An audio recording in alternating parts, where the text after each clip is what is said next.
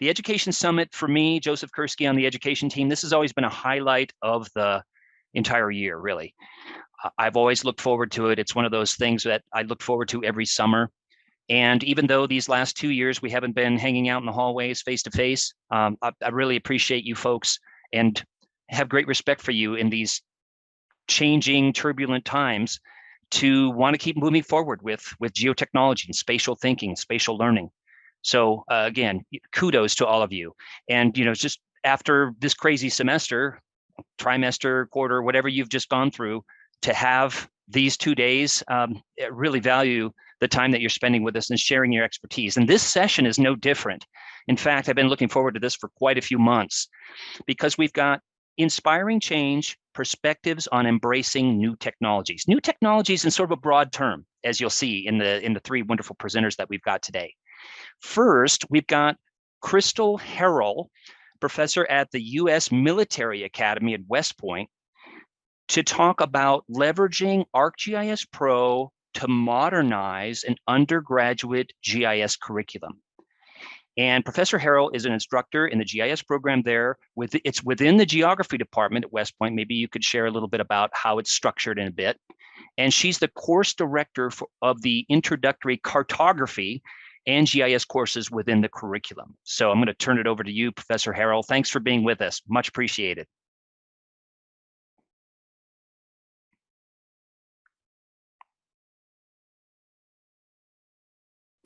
Thank you. Sorry, I was just trying to share and I think everyone can see that. Looking good.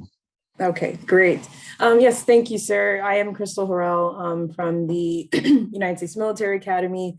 And as Dr. Kursky said, our GIS program is within our geography department. We also have environmental engineering, environmental science, and then the physical and human geography majors in the department as well. So today I'll talk about just how we transition to ArcGIS Pro and really focus on the process and really the benefits, what we're seeing our cadets producing now that we've switched to ArcGIS Pro. So within our course or our program, Lieutenant Colonel William Wright is our program director. So back in 2019, he was working with NGA using ArcGIS Pro, and he was like, this is great. We should start transitioning our courses to ArcGIS Pro. So he came back, and here it shows our 13 courses that our cadets take just within our major.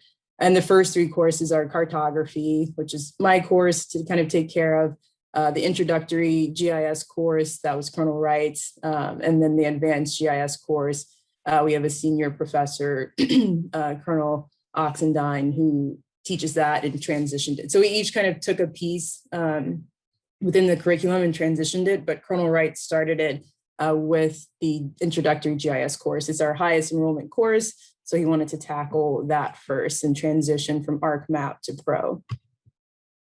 So thinking of the process for us, besides just learning Pro, it was also kind of transitioning assignments. And I would say learning ArcGIS Pro was relatively easy. I finished my master's in 2019, June of 19, and by January of 20, I was teaching a course using ArcGIS Pro. So that is to say, there's a lot of resources out there that made it easy for us to kind of get the ball rolling, understanding ArcGIS Pro. And then our next step was actually just transitioning all of our assignments. As you could imagine, taking a lab that had been done in ArcMap for years and then running through that lab again using ArcPro. Where are all of the tools? Is there something different, something that's not available anymore? And then that was kind of the most tedious part of this process, is just making sure all of it aligned, and also learning some of the troubleshooting that our cadets may face, right? We all knew how to troubleshoot an ArcMap and some of the typical things we would face there. But probably in that first semester, some of our cadets came up with issues that we weren't familiar with. So it definitely was a learning process transitioning those. And then we thought about what learning tools we wanted to use to keep the students engaged with the material, as well as how we would take the concepts that they were learning from the textbook and actually put them into practice there. So we started using the ArcGIS Pro tutorial book. But one of the challenges we face, though was a good thing, was that ArcGIS Pro was being updated rather quickly and regularly. So the book became outdated quickly. But luckily, with all the online resources that Esri has, we just switched to doing online tutorials during the second half of the course. And with those, you could select which version of Pro you were using, and the tutorial would update accordingly. So that alleviated a lot of issues cadets were running into trying to follow this book. And then a tool wouldn't be where it was supposed to be, and so on. So at the end of the course, the cadets overwhelmingly stated they preferred the online tutorials to the tutorial book. They could go back to it. They had the data as they were preparing for their exams. They could redo a tutorial very easily. So they really enjoyed kind of that hands-on piece that's offered with all of those online tutorials. And then finally, we took advantage of the numerous additional applications and services that Esri was producing, and we increasingly incorporated them into our courses. We started with dashboards and Survey 123 in our introductory GIS course. And then in the advanced GIS course, cadets were using Arc Insights and Web App Builder. And then when we transitioned the cartography course, we introduced story maps and web mapping into the curriculum. So a lot of tools that are out there, and all of them are not on this slide. Even some of the other ones we started to use this last semester, like Collector, and really showcasing the power of GIS for our cadets. And there are just so many services, we couldn't explore them all within our courses. But one of the great things about the entire platform is that it really encourages and supports self-learning.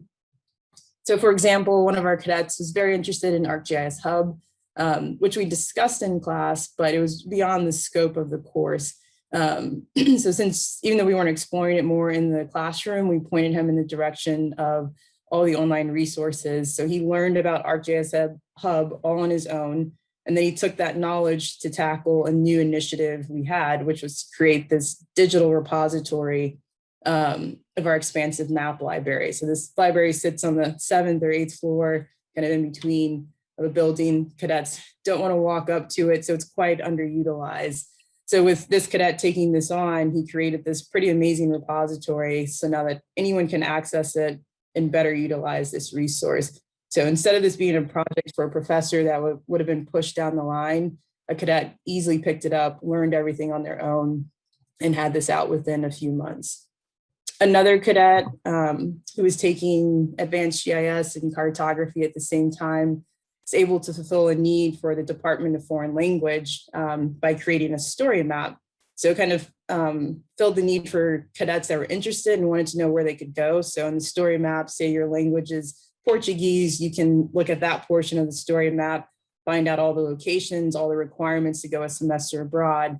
And then for the department, he embedded a dashboard that allows them to track all the locations of cadets that are currently abroad. So kind of twofold. And again, just a cadet that wanted to go abroad, wanted to use GIS skills, and they put it together for this department. Other cadets taught themselves Web App Builder, and they created a web map and other applications to help the community. One of those was for our annual Army-Navy game, which this past year was held at West Point. So they wanted an app so that the cadets and midshipmen could get into the stadium safely, know where they're supposed to be, as we kept them separate for COVID mitigations. And again, just a cadet project, and they learned most of this on their own time. And overall, kind of incorporating all these applications throughout the courses allows the cadets to explore on their own how easily it is to harness all the power of GIS to tell their story. With the way we've designed the courses now, by the time they take advanced GIS, they're able to harness that full power and bring it into some really amazing products. This one's a story map from one of our cadets about the best barbecue in the US. And she was a systems engineering major, so she knew a lot about data, but being in the GIS courses, she was able to kind of figure out how to visualize that data, embedding web maps and dashboards and Survey 123 all into this story map that everyone in the department voted as the best story map for that semester. And the best part of it all is that the cadets are really enjoying exploring and better understanding GIS. It's just very easy and intuitive for them to do that. One of the labs we had them do was based on Dr. Kursky's community walkability story map. So they all kind of built their own story map about how walkable their community was. And at the end of the course, 95% of them said that was their favorite lab at the academy, because it really showcased the power of GIS to them. They saw it all come together, and they were able to talk about, their hometown or somewhere that was important to them. And with how easy it is to get started with ArcGIS Pro, we see cadets using it in more classes. They're producing better products than ever before. And that's according to our senior faculty members that have been teaching 8 to 10 years. And I've seen a lot of products coming out of ArcMap, and cadets really that don't have that artistic kind of thumb, but now they can produce some really good products. And it's not just for the cadets. Instructors are easily using Pro and the other applications to modernize their courses. So for example, our geology field course wasn't able to complete their usual course field trip due to COVID. So we helped them create a story map that can take the cadets through the field trip virtually. We have videos for each stop and web maps, and we're getting ready to integrate kind of 3D visualization as well, and keep increasing that opportunity for cadets that may not be able to go on the field trip. So to wrap it all up, just to say, this is one of the best changes we've made in the curriculum. Like I said before, it's easy to use, very intuitive for our cadets. So they're using it in more classes, more instructors and professors are using it, and we're able to produce better products for the academy. And one of the big pieces for us was the 64-bit version of ArcGIS Pro. It works a lot better on our cadets' laptops. They have kind of simple laptops that they're issued, and with ArcMap, they always crash. There's always an issue, but with Pro, they have much fewer issues. That means less competition for all of our lab computers or cadets coming in, interrupting the class, trying to use one of the lab computers. So as we look to continue modernizing our curriculum, we hope to actually transition our basic remote sensing course to ArcGIS Pro as well. We're seeing some things that it could be possible in the next few years. And for us and for the cadets, really, it allows them to use one platform for the majority of the major. And that way they're already familiar with the software. They're not spending the time at the beginning of a course learning a new software on top of learning new concepts. So definitely a lot of options as we continue to grow. And all of them we think will be good for the cadets, just allowing them to incorporate GIS into every facet of their education. And that's all I have, and it's kind of quick, but a quick rundown of what we've done. And there's just so many great products the cadets have been putting out, but if you have any questions about it, happy to answer those. Thanks, Professor Harrell. Joseph here. Much appreciate you sharing what you shared with us. We've got actually several good questions in here. Probably not going to have time to get to them all. I actually have a couple of comments, and I'll point the questions your way. First, though, thanks for the kind comment on the walkability. I love that because it connects, survey, ArcGIS Online, a dashboard, and then how do I get my data onto a map in the first place? And then you could, of course, do that for anything: trees, traffic, public art, whatever.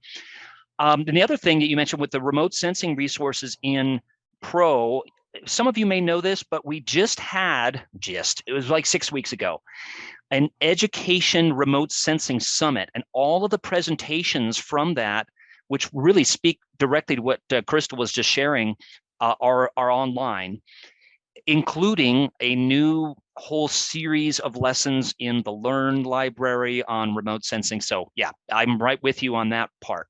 Okay, getting to these questions though, one of the things that I wanted to bring up here, Rosanna said, hey, with all of these online resources, how do you see your role as instructor changing as opposed to your more traditional role preparing lectures and labs now that they're available, from yourself and others? And what do you think is the future of education?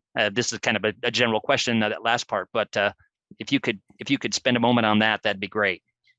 Yes, I think for us, the online resources, like I mentioned, one of the cadets, Justice, who did the hub, it opens up a lot of doors. Or if a cadet's stuck on a concept, it's easier to point them to it. The ArcGIS lessons are amazing, and we use those for in-class exercises. So I think it really just opens up the the opportunities to kind of let cadets learn things, or for us cadets, but students learn on their own and find a way, find something that makes sense for them. Maybe in class and textbook, it just didn't make sense, but it really opens up what we can do in terms of pointing them in the right direction. Or for us as instructors, kind of taking those ArcGIS lessons or tutorials or anything and kind of modifying them to use in class as an in-class exercise. It's easier than having to go find data, think of this on my own, the night before and test it out. Like, Dr. Kersey's tested it out. I know it's going to work. I'm just going to modify it and say like, hey, we're using Dr. Kersey's thing, and I think it's going to help you guys. So really just helpful for us in that sense. Yeah, many thanks for your insights here. Unfortunately, we're kind of out of time at this point. However, some of these points that you're bringing up and some of the questions that we did not get to, and Dr. Harrell, are you okay with people emailing you? Yes, sir. In case we didn't get it. Okay, thanks.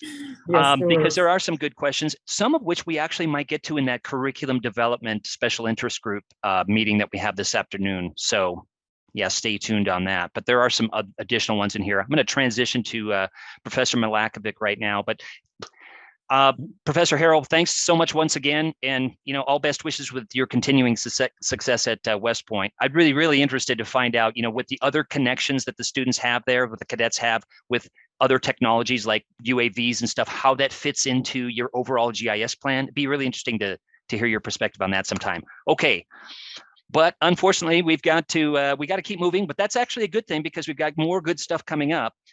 And I've known Professor Milakovic here for, well, it goes back to not quite the late Cretaceous, right, Angie, but it goes back quite a ways. But Professor Milakovic is one of my favorite people in GIS, and she's an associate professor of GIS at Bismarck State College up in North Dakota.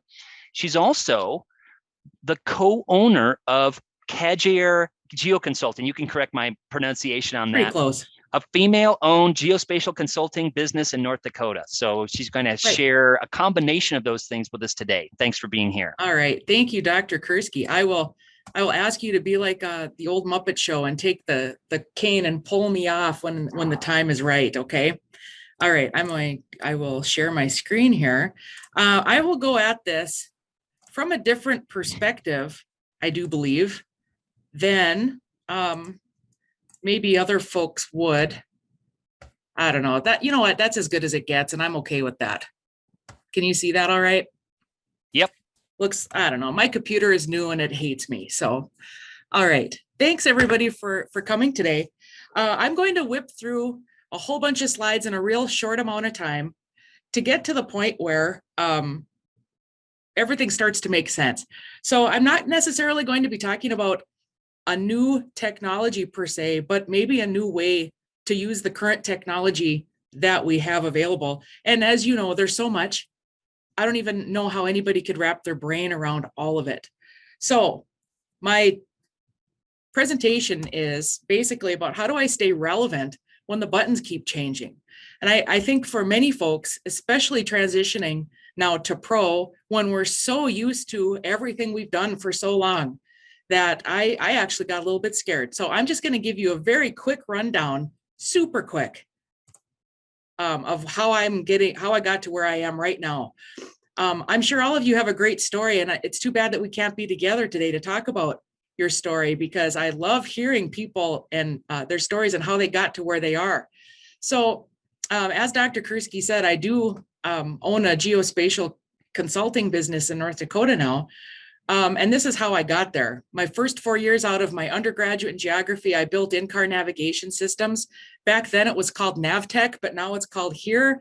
And if you ever travel around the vendor show at the Esri conference in San Diego, when we get back there someday, you'll see that they usually do have some kind of booth there. So I spent 4 years in 4-H youth technology. You've seen those blue shirts walking around the conference. I was part of that for many years, and then did a short stint working with counties in North Dakota, not in GIS, although they did have a 911 GIS component there.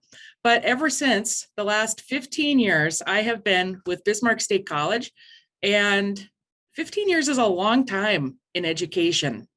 I know many of you have probably been in education twice as long as that.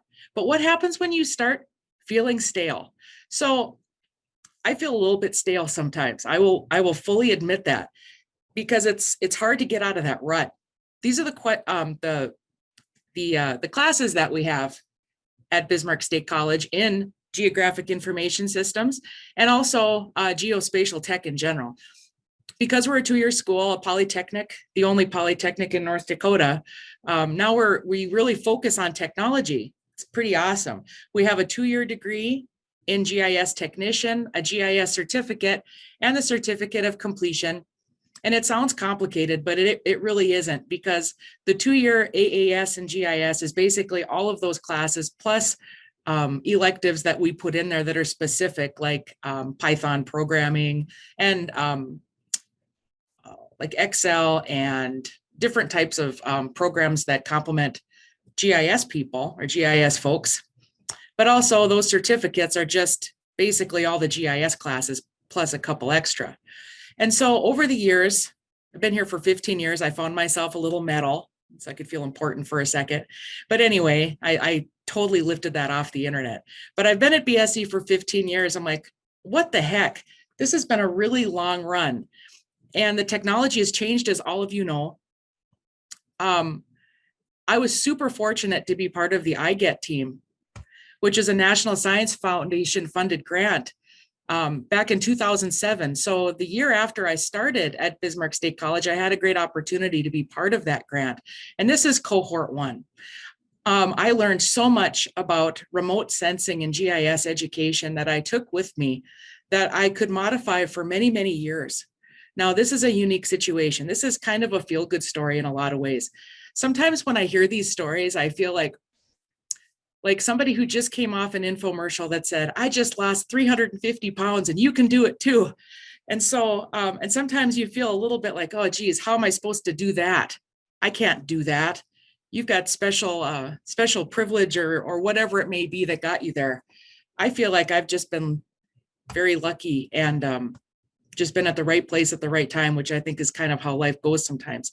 But I'm moving into, oh no, do I need to quit my job? I love my job. I enjoy my students, but I don't want to do anything else.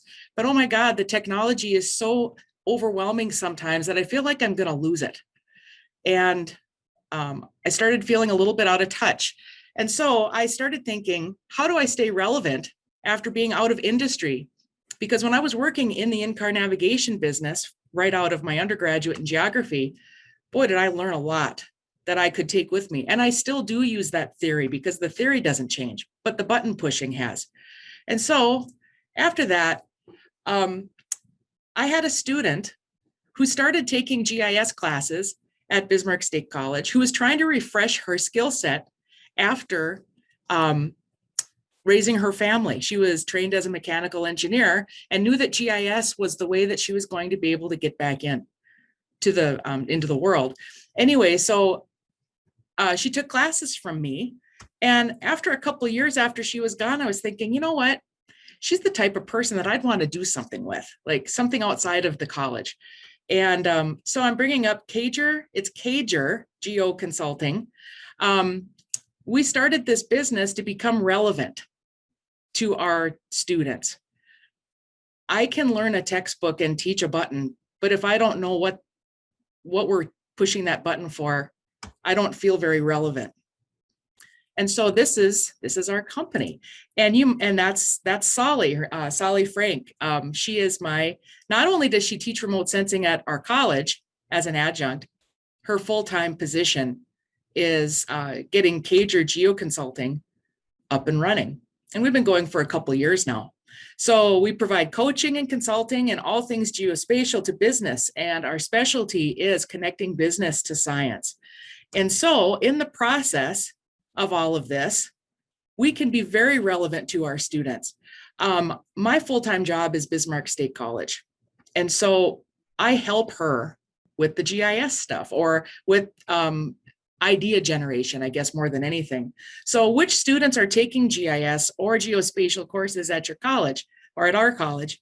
So which majors require it? So at our college, petroleum engineering tech, engineering technology, business management, a 2-year degree, and of course, GIS are the disciplines that are required to take it. And so one of the things that we do with our little company, which we're growing, is we work with government contracting. And that is probably the best way to get to the end result, which what our goal is to have our students work with us at our company. So we have a capability statement of all the things that we need or that we need to communicate when we're applying for federal contracts. You need to have, and some of you that have applied for federal grants and have received them might have noticed that there's a DUNS number. So we've got codes and certificates down here. What we do, our competencies, and some of the past performance or clients, you have to put that on these statements. And you need these statements. It's like a one-pager that tells the government what you're doing or what you can do. And so I look at this, and what we've done is we talk about our capability statement to our students, because a lot of these students are going to go out and be business owners or work for private business, so that they can understand, well, maybe I can work in federal contracting. There's a lot of opportunity out there for students in GIS, in contracts. So how does Cager Geo Consulting benefit students at Bismarck State College? Here's just a short list of some of the places that we've had work.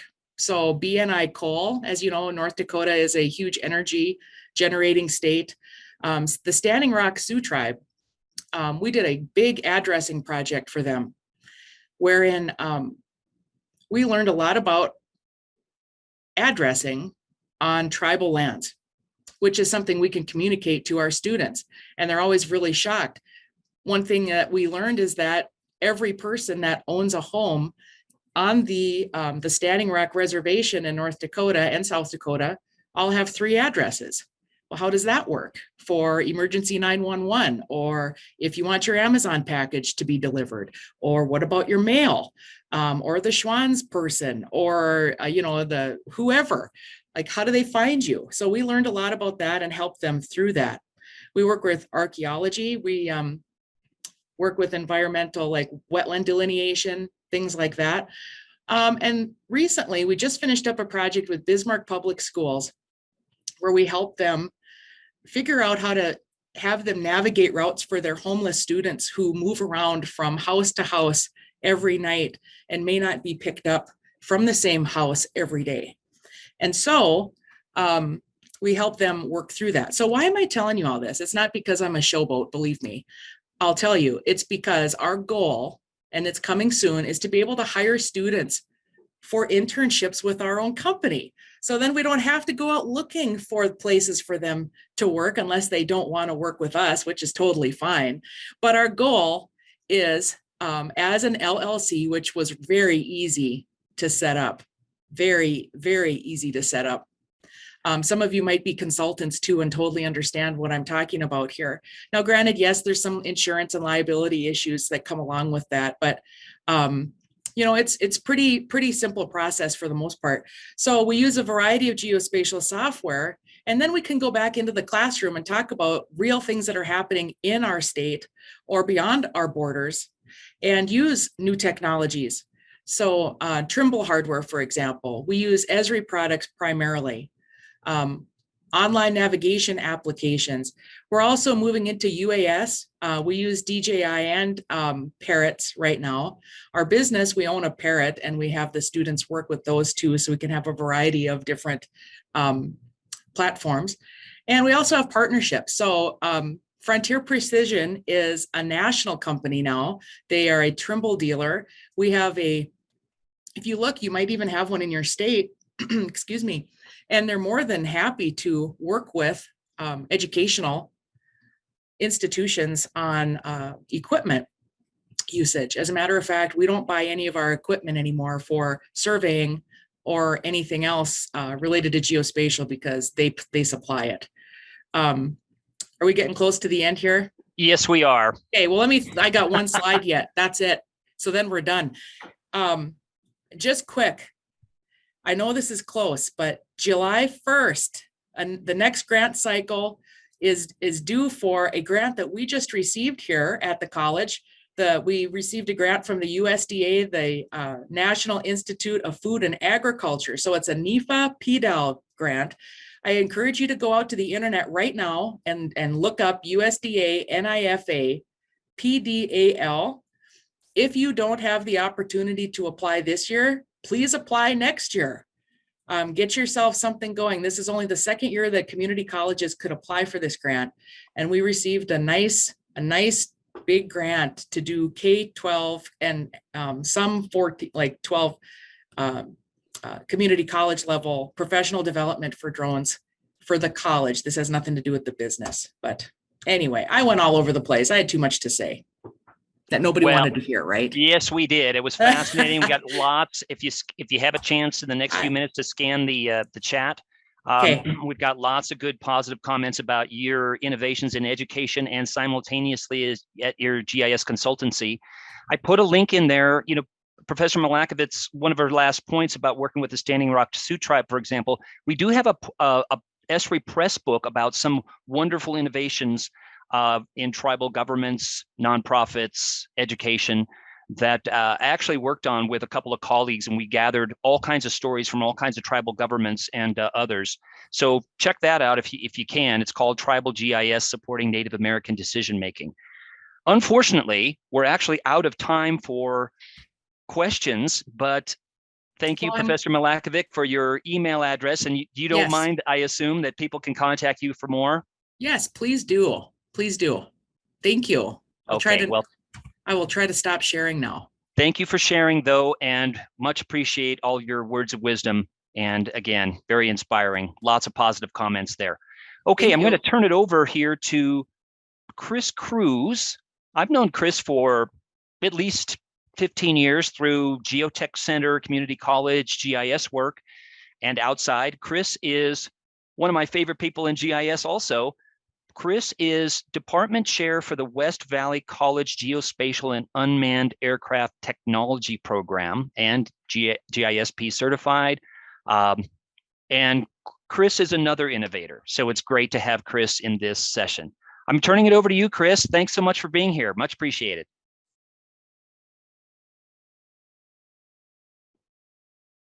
Yep, Chris, we're good. We're seeing your first slide there. All Hi, good. Everyone. Thank you, Joseph, and thanks for the opportunity to present to you guys today. I'll be talking a little bit today about drones and STEM education. And like Angie, I was part of that group in 2007. I was looking to learn more about remote sensing, and it was a great opportunity to really connect with a whole bunch of different people and develop some new relationships.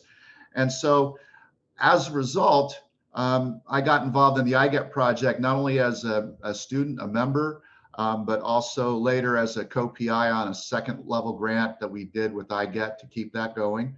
I'm part of the Geotech Center now as part of the team, working with Vince Denoto and gang out of Jefferson Community College in Louisville, Kentucky. And I teach at West Valley.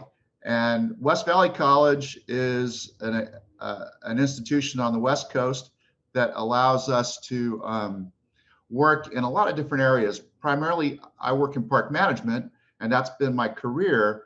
But what we've done is incorporate geospatial technology, which we now have had for over 20 years, courtesy of working with Ann Johnson when she was the education manager.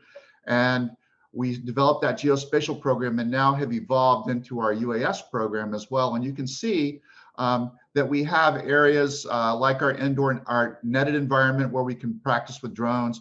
We use a variety of drones. We've just recently starting to transition over to Skydio drones, but we encourage students to learn the skills and the technology so then they can use the technology in data collection, in resource protection, and that's really the primary area that we're working into. Now we're also working into an area called regenerative agriculture. So these are things that we're focusing our attention on. Here are some of the platforms that we use.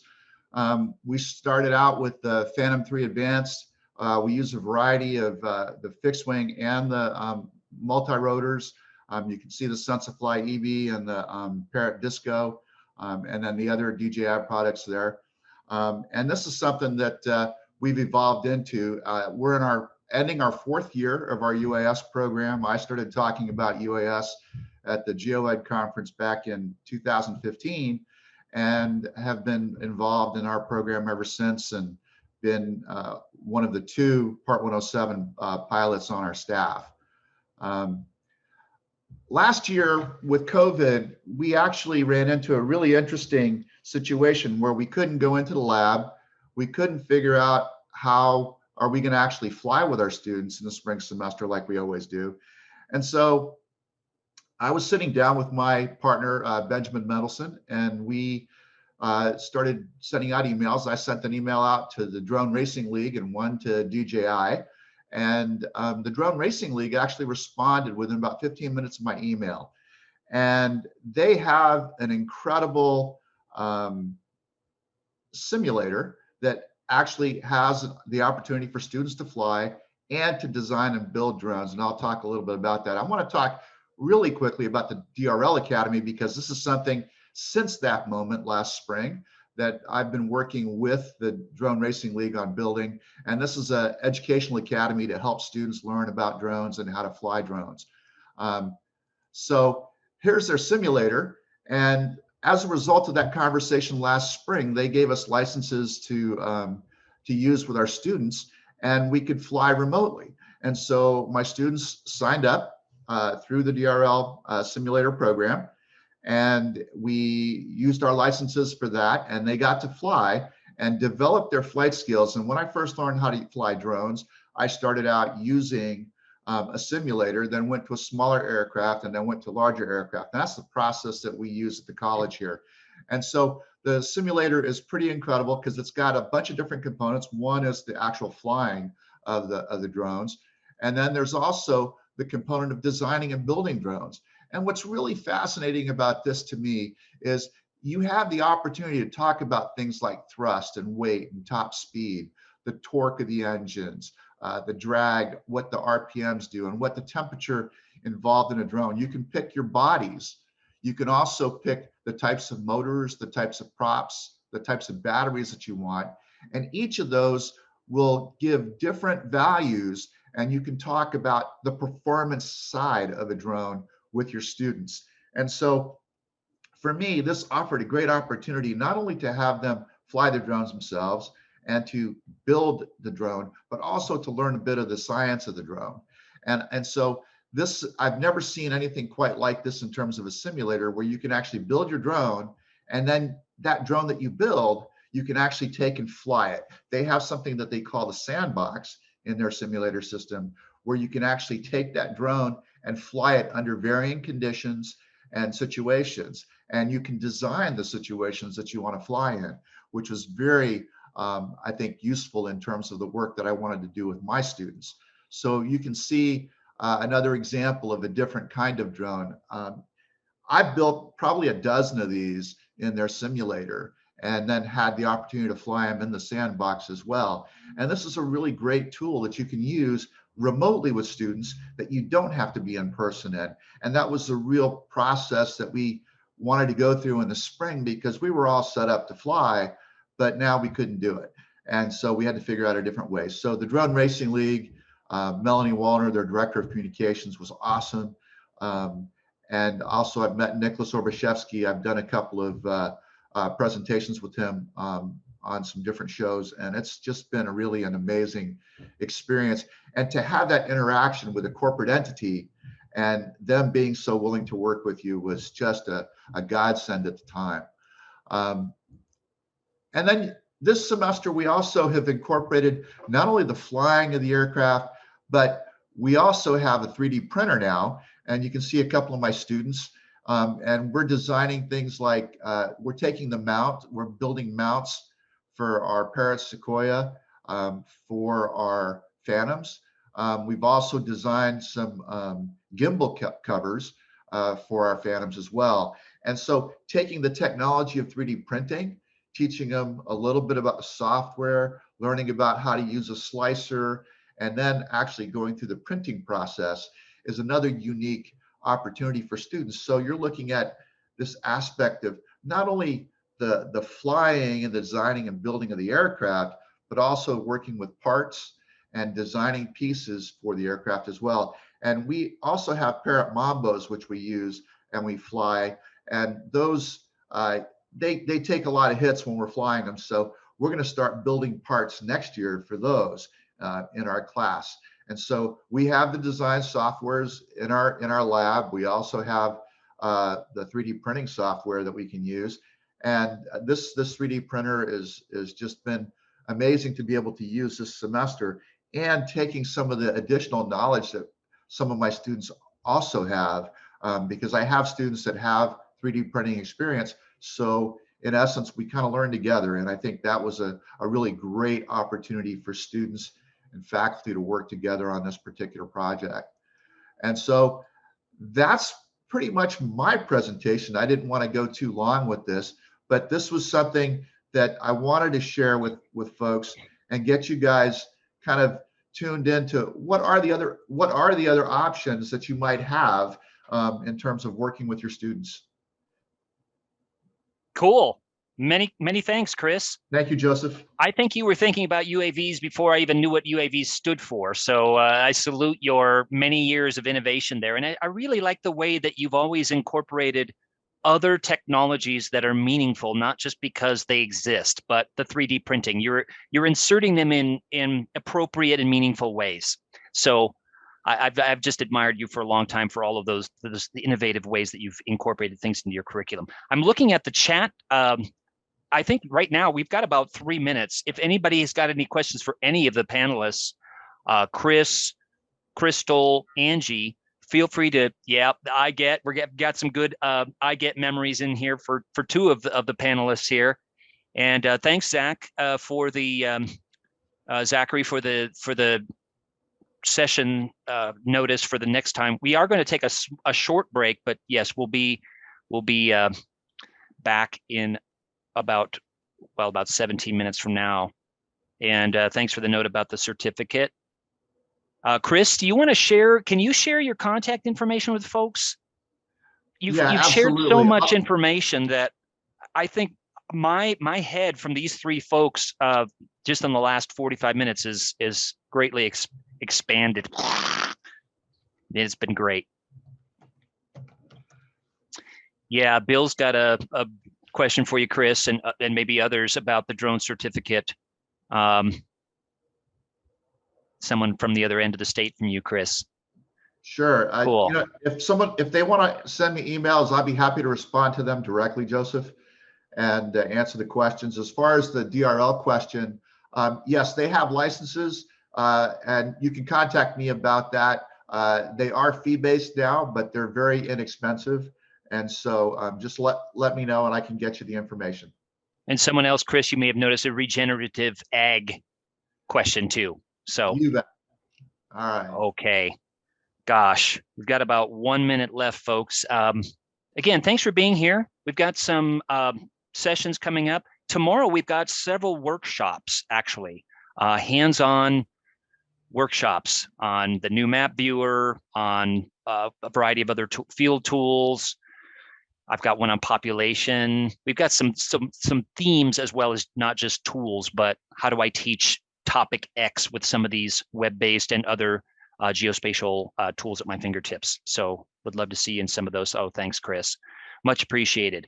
And then later today, we're also going to have some special interest groups, as I mentioned a bit ago, one on curriculum development, and you'll see the others as well. Let me just paste in here one last time. There is a page with all of the sessions in it. And of course, you can go to the advanced agenda, the detailed agenda, but this might be, there's a lot of ampersands and stuff in there, but hopefully you can see in one page all of the sessions for these 2 days, along with some Zoom links. Oh, many thanks, Ken Serena. All right, folks, thanks for being here once again. We'll see you in the next session or somewhere in these next 2 days. And again, saluting all of your innovations, folks. It's really inspiring. Gives me great hope for the future. So thanks for being here, and we'll see you in the next session.